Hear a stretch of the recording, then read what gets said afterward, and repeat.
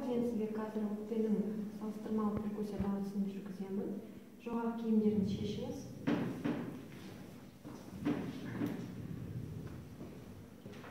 Қолыңызды дене бойыңызбен сүріп тұрып, мұрныңызбен еркін тыныс алып тұрыңыз. Бірінші кезеңде бұғананың үстіңгі ойығына плесиметр саусағымызды қоямыз дағы екі күшті соққы және екі орташа соққы жасаймыз.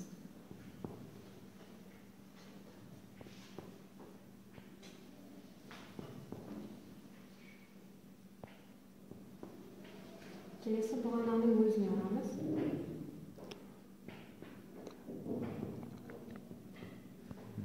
Бірінші қабырға аралықта линия парастерналис бойымен перкуссия жасаймыз.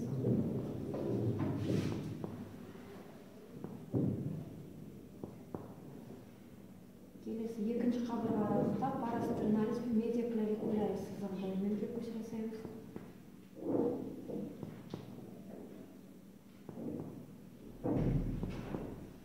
Үшінші қабырға аралық бойымен медиаклавикулярис сызығы бойымен.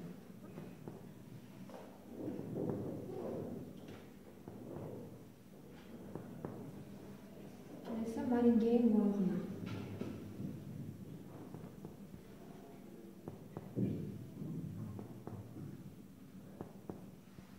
Қолыңызды басыңыздың ар желкеңізге қойыңыз. Бірінші қолтыққа теге қоямыз.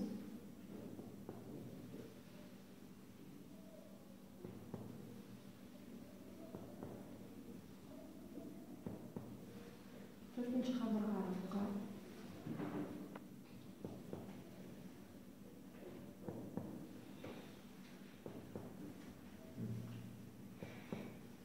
Бесінші қабырға аралыққа.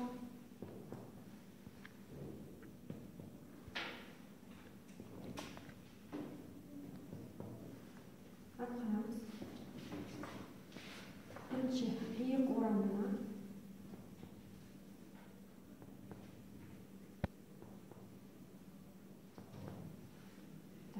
Қолыңызды айқастырып тұрыңыз. Жауырын аралыққа.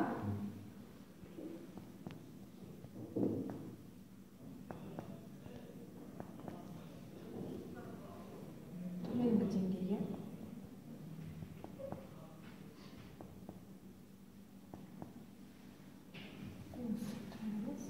Жауырын сызығы бойымен жауырын бұрышына.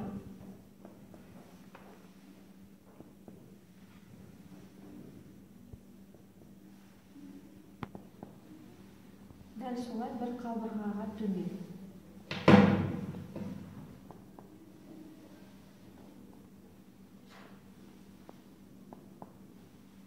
Салыстырмалы перкуссияға сипаттама береміз.